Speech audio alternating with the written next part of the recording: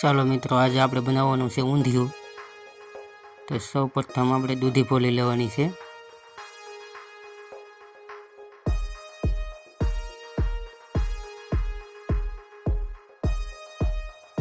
પછી દૂધીને ઝીણા કટમાં મળી લેવાની છે।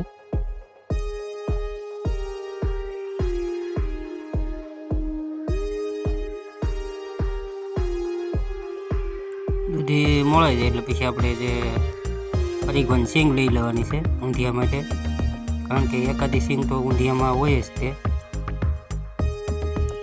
પછી ફુલાવરના પણ આ રીતનું મળી લેવાનું છે, નાના નાના ટુકડા કરી લેવાના ફુલાવરના।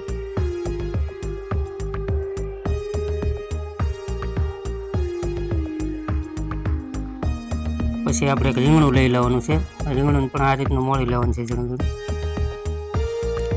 પછી થોડુંક બકાલું તો આ રીતનું પહેલાં જ આપણે સુધારી લીધેલું હતું, ફોલી નાખેલું હતું, જેમાં વાલોળ, પાંદડી, દેશી પાંદડી, વટાણા, તુવેર, આવું બધું પહેલાં જ આપણે ફોલી લીધું, કારણ કે વિડીયો બહુ ખૂબ લાંબો થઈ જાય એટલે પહેલાં જ। પછી આપણે ટમેટું મોળી લેવાનું છે, ટમેટું પણ ઝીણું ઝીણું મોળી લેવાનું છે।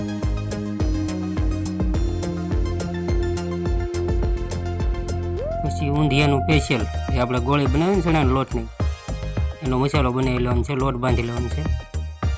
સૌ પ્રથમ મીઠું, હળદર, લાલ મરચું, પછી એમાં થોડુંક પાણી રેડી દેવાનું છે આપણે।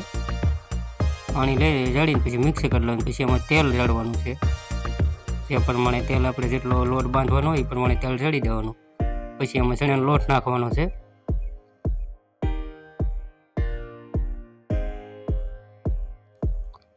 પછી તેમાં થોડીક લીલી કોથમરી આપણે નાખવાની છે, એના પાંદડા આપણે તોડી લઈશું। પછી એને ઝીણા બારીક કટિંગ કરી લેવાના છે।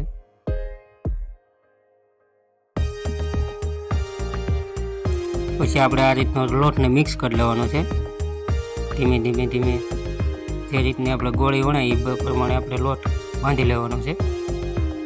લોટ તૈયાર થઈ જાય પછી આવી રીતની નાની ગોળી વણી કરી લેવાની છે બધી, જો આ રીતની મીડિયમ સાઇઝની રાખવી નાની, કારણ કે પાણીમાં જાય એટલે પછી ફૂલી જાય છે।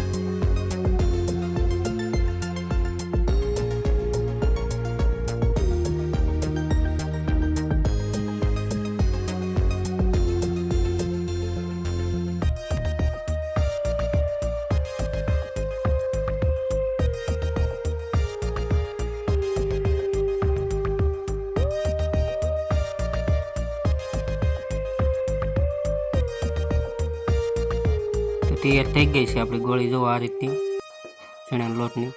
પછી બકાલું બધું આપણે એક પાણીમાં નાખીને ધોઈ લેવાનું છે। પછી ટમેટું આપણું સુધારાઈ ગયું છે, આ ફુલાવા દૂધી, હરીગો, પછી એક તો પહેલાંમાં તેલ નામી અને પછી એમાં જે આપણે ગોળી બનાવી હતી ચણાના લોટની એને તળી લેવાની છે, આ રીતના તળી લેવાની છે। જે ગોળી આપણે તળાઈ જાય પછી એમાં એ તેલમાં બધું બકાલું નાખી દેવાનું છે, આ રીતનું બકાલું બધું નાખીને એને થોડોક સમય સડવા દેવાનું છે આપણે। પછી તેમાં સ્વાદ પ્રમાણે મીઠું નાખવાનું છે, થોડીક હળદર નાખવાની છે, પછી એને મિક્સ કરી લેવાનું છે। આ રીતે આપણે મિક્સ કરીને જે આપણે થોડુંક ટમેટું સુધાર્યું હતું એ પણ નાખી દેવાનું છે, જેથી કરીને એની સાથે પાકી જાય સરખું। પછી આપણે લાલ મરચું પાવડર નાખવાનો છે, જે પ્રમાણે તમે તીખું ખાતા હોય એ પ્રમાણે નાખી દેવાનું।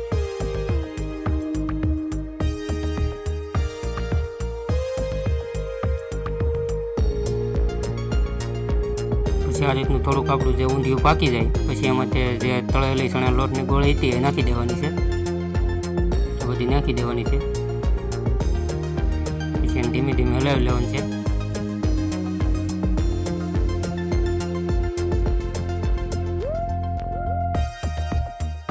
આમાં કોઈ જાતનો આપણે ઊંધિયાનો મસાલો નથી નાખવાનો, ફક્ત એક તીખા મીઠા સેવડોનું મિક્સ નાખી દેવાનું છે, ગોપાલનું નમકીન ગોપાલનો સેવડો એક પડીકું નાખી ગયેલો બધો મસાલો આવી જાય આપણે।